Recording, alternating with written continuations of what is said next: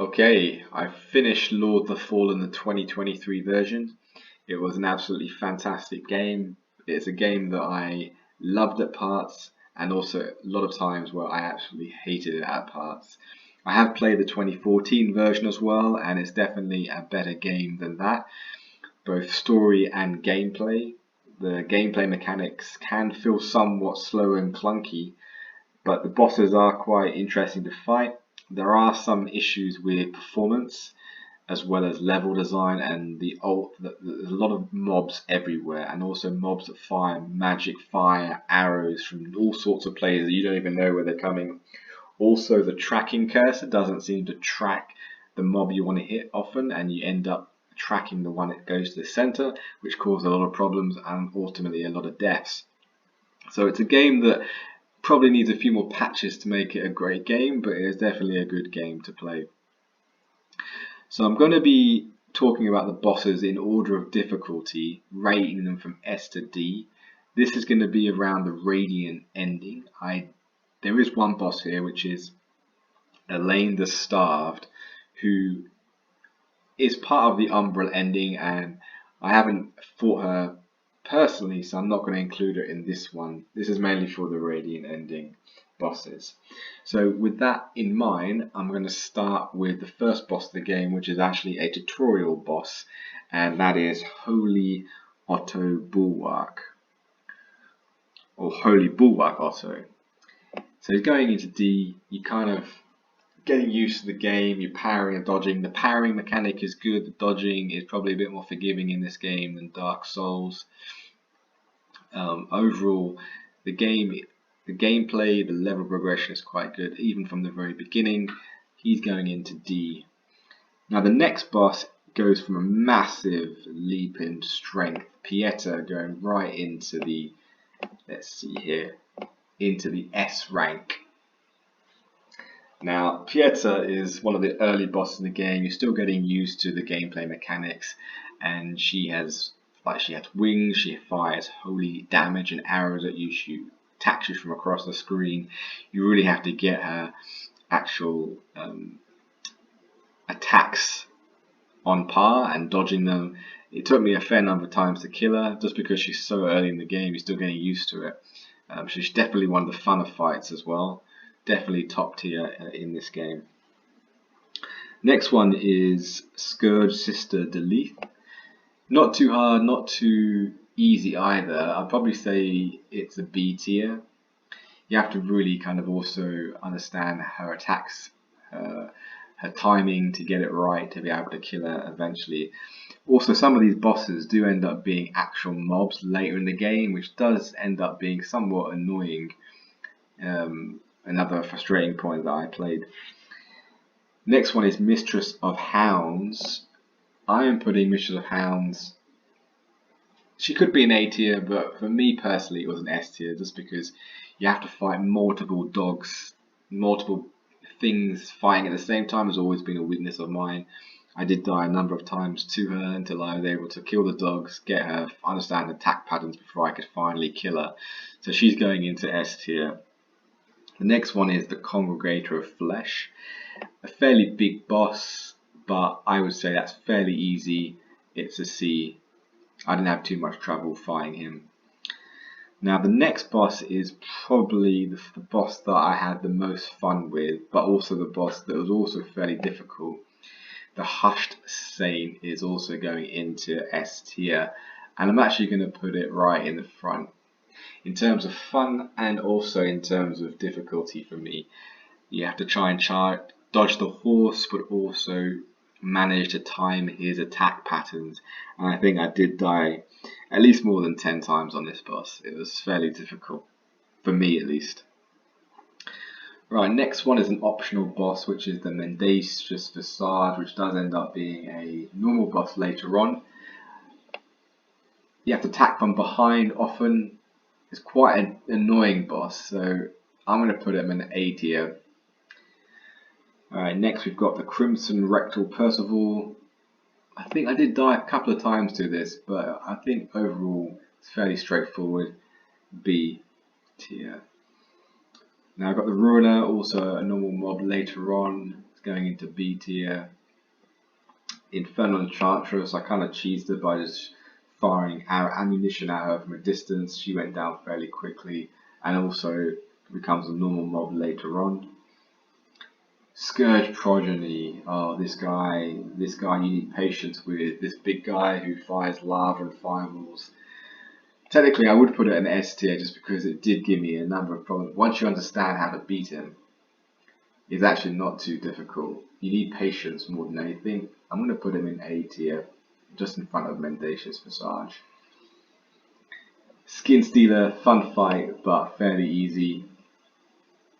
Next is the Stillness, or the Bringer of Stillness, and the two other brothers that he has. 3 of them at the same time. Didn't find it that difficult. I'm going to put this in B tier. The next one is a 2-part boss fight, which is the Howrah Dervla, and then the Unbroken Promise Phase 2. I'd say definitely it was probably A tier, both of them together,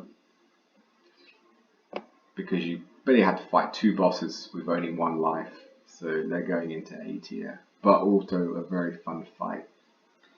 King Ranger, Guardian Folard, fairly easy. I'm going to put that actually in the D tier just because it is so easy. Griefbound Rowena, gave me a little bit of trouble, but not too difficult. C tier. Hollow Crow, another fun fight, but you know what? This fight, the performance frames just drop. You literally, for my computer at least, you were basically lagging, trying to dodge ice bolts, and there's a lot of it without patience again. I'm going to put this probably in. This is probably going to go in A tier, to be fair. There are a lot of mobs you have to fight as well as trying to fight the main boss.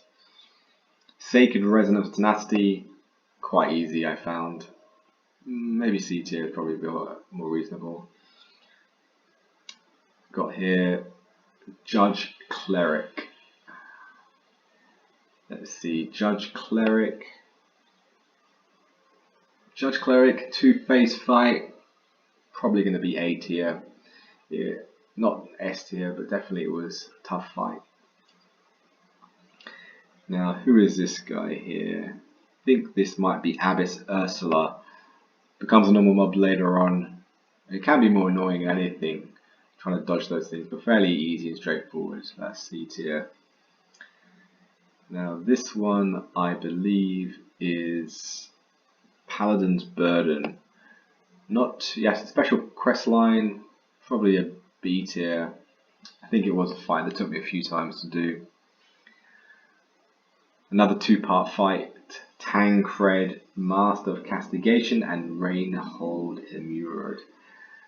I found this fight later on, when you level up your character, the later boss actually become a bit easier. So these definitely are more going to be in the B and the A tier. But probably is an A tier because it is a 2-part boss fight. Now, who is this? Trying to think who this guy is.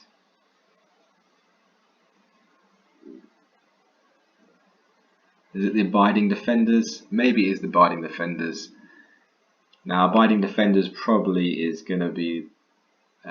There's 2 of them. They revive each other. You have to kind of time your hits together to make sure they die together. Probably is a C tier. I actually realized that this one is actually Abiding Defenders, and this is Abbess Ursula. Either way, they're both in C tier. Alright, next one is the Huntress Loren. Not really that difficult, I found. That's a C tier. And then, who else we've got?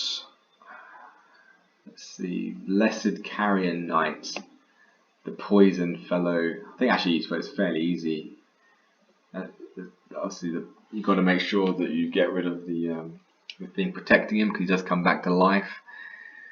But he is fairly easy once you understand what to do. The Iron Wayfarer, he's actually fairly easy to dodge as well, a D tier. Light Reaper, I mean, you fight him fairly early. I did not kill him the first time or the second time. I took him down where it's later in the story. In the third time, and he was, by that time my character was fairly strong, so he is going into, it was a fun fight for sure, but it wasn't too difficult. But I'm going to put him as a, could be a B or an A. Fairly straightforward, to be honest with you. I think it's a B tier. After that, the Betrayer Andreas Ebb, going right at the bottom at D tier. Dama Rosalind Marked, also D tier. Took me one try to take her on. Sundered Monarch, the big fat boss at the end, or the king, the corrupted king. He was a fun fight, but fairly straightforward, B tier. And then finally, one of the most annoying fights in the game, the final boss of the raiding ending, the god Adir, where you don't actually fight the god, you end up fighting his servants who are just firing fireballs at you, and you've got to hear the monologue of the boss saying how good he is when he's not. He's going to go for A tier just because of how annoying he is and how much you have to be patient with it. So I think there's about 30 or so bosses in this. This is kind of my S tier ranking of Lords of the Fallen 2023. I probably could rearrange some of these in the A tier, and some of you might disagree with some of these in S and A, but for me personally, this is where I would see where the bosses line up in this game. Overall, a fantastic game, but it does have some flaws, but very enjoyable. Alright, see you next time.